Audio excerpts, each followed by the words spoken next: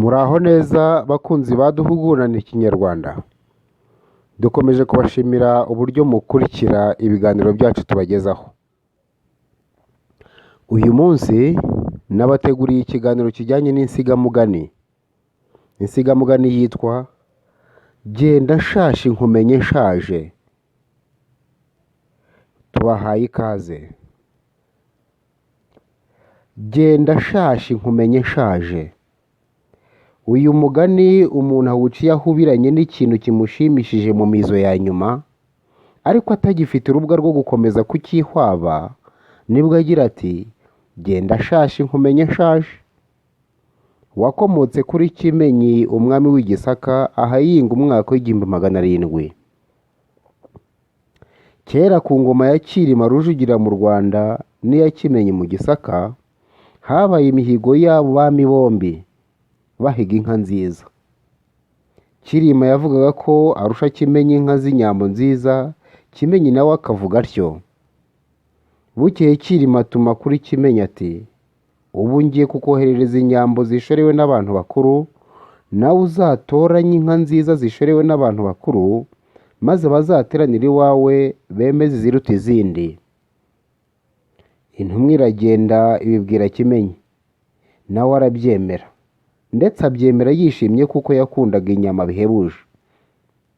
Ubwo we ntiyari yitaye ku bwiza bw'izo nka, ahubwo yashaka kuzibaga ngo azirye yumve ko inyana z'inka z'i Rwanda ziruta n'iz'i Gisaka. Nuko Cyilima atoranya inka z'inyambo nziza cyane, harimo iy'urwirungu n'iy'ibihogo, aziha abantu bakuru barazishorera bazigeza i Remera ry'Imukiza kwa Kimenyi. Barazimurika bati Cyilima yadutumye ngo murebe izi nka maze umubwire iruta indi ubwiza. Kimenyi abohereza ku macumbi bateganije ati nimugende ejo muzaze nzababwira iruta iyindi. Inka arazisigarana. Bagitirimuka ategeka intarindwa ze kuzibaga. Bazikubita intorezo, bamaze kuzibaga benda inyama za bihogo n'iza rwirungu barazikaza. Zimaze gushya bazimuzanira zitatuye bati iyi ni iya rwirungu, nayo iyi ni iya bihogo. Aziryaho zombi asanga iya rwirungu irusha iya bihogo kunura. Kunura ni ukuryoha. Bukeye intumwa za Cyilima zishengera kwa Kimenyi zije kubaza uko za nka zirutana. Baravunyisha bahabwa icyicaro n'inzoga baranywa. Kimenyi araterura ati yemwe ntumwa za Cyilima, mugende mumumbwirire ko Ruhwijima irusha bihogo kunura. Intumwa zirumirwa ziyoberwa ibyo ari byo. Abanyagisaka babegereye barabongorera bati yaraye aziriye. Ubwo ni ukubabwira irusha iyindi kuryoha. Intumwa zirasezera zisubira i Rwanda zumiwe. Baraza babibwira Cyilima. Abateraniye aho bariyamirira babigira urw'amenyo bati wa muntu ni umunyamahanga koko. Umuntu babajije ubwiza bw'inka akabuvugira ku nyama. Kimenyi mu mibereho ye yagiraga amerwe y'inyama cyane, ariko akarya iz'amagumba n'ibimasa gusa. Amaze gusaza abwira abasongozi be ati ubu ndashaje kandi nshaje ntararya ishashi ngo numve uko inura. None nimurebe inyana y'ishashi muyibage muyikaze munzanire numve uko yaba imeze. Inyana barayibaga bakaza inyama barazimuzanira ararya, asanga zimurutiye izindi yajyaga arya. Niko kwifata ku munwa ariyumvira arimyoza ati genda shashi nkumenye nshaje.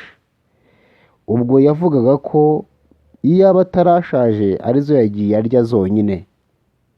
Kuva ubwo rero iryo jambo rye riba gikwira mu Gisaka no mu Rwanda, rihinduka umugani umuntu wese acira ku kintu kimushimishije mu muzo wa nyuma, atazakomeza kucyihwaba, akagira ati genda shashi nkumenye nshaje.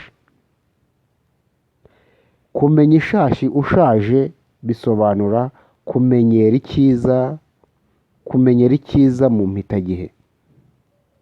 kumenya ishaje ushaje bisobanura kumenyera icyiza mu mpitagihe. Aha ngaha niho dusoreje ikiganiro cyacu cyibanze ku nsigamugani ya